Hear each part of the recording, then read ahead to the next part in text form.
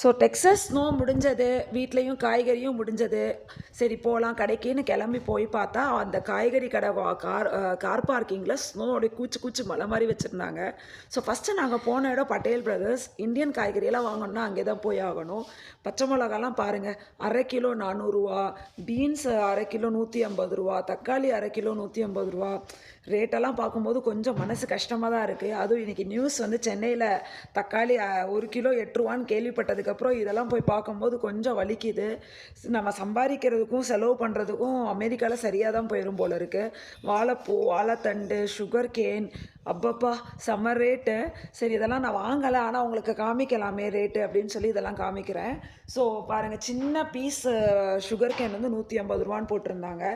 என்னடா இது, நம்ம பொங்கலுக்கே சுகர் கேன் சாப்பிடல, இந்த பச்சை கலர் சுகர் கேனை நம்ம ஊரில் ஜூஸ் தானடா பண்ணுவாங்கன்னு நினச்சிட்டு வந்துட்டோம்.